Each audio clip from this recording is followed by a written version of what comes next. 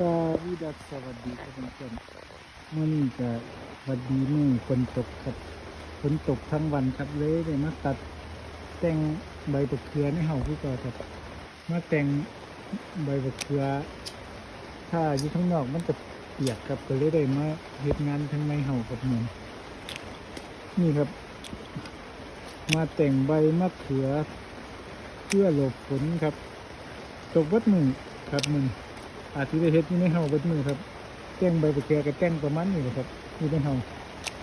นะครับผมคิดว่าวิธีการแต่งสูเบิ่งรอบนี้ผมเคยบอกไปแล้วล่ะรอบนี้สิว่าสูฟังอีกรอบครับถ้ามันออกมันสิถ้าก็ตรงยอดมันออกครับการมีแหนงนะเขาเอิ้นแหนงอันนี้ต้นหลักมันเขาสิเอาขึ้นไปก็เชือกครับพันเชือกไปนะครับพันก็เชือกไปต้นหลักมันถ้าแหนงออกมาสิเขาก็มันสิมีดอกมันบ่ครับสิมีดอกเขาก็เด็ดเนี่ยก็ยอดมันออกแล้วก็อันที่หนึ่ง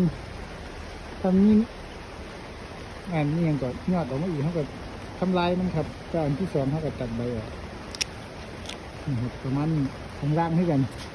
เขาต้องขี้นี่ครับมันก็มันออกดอกแล้วมันก็เขาก็ตัวทั้งนี่ออกตัวทั้งออกแล้วก็ตัวที่สองมันก็สิออกมาเขาก็ออกแต่ว่าตัวที่สามเขาตัดตรงนี้แล้วตัวนี้ก็สิออกขึ้นมาอีกครับเขาตรงใบตรงเขาจะเอาตัวนี้ออกก็ใบตัวนี้ออกครับเหลืออะไรอย่างที่ครับอันนี้ที่กันเขาก็จะเด็ดยอดออกเด็ดยอดเด็ดดอกสำรองมันออกแล้วก็นี่เนียงนิดหน่อยก็ต้องสิออกมาเขาก็ออกครับตัวอันข้างล่างบอกออกครับอันข้างล่างเอาตัวใบนี้ออกชิปครับก็คือเสร็จฟางที่ตัดเสร็จแล้วใบที่ไม่เรียงนี่ตรงนี้เขาก็ออกกันใบนี้ก็ออกอันนี้คือกันผมดอกสำรองเอาออกนี่ดอกแค่ยินยอดเอาออกปุ๊บเนียงข้างล่างที่สองก็ออกครับผมเพราะว่าแหนี่เกิดก็ให้ตัดตรงนี้ก็จะแตกขึ้นมาเป็นดอกเป็นอย่างอีกครับนี่แหละก็คือกันครับเอายอดออกปุ๊บนี่คือวิธีการแต่งบักเขือครับแล้วมันก็สิออกประมาณนี้ครับนี่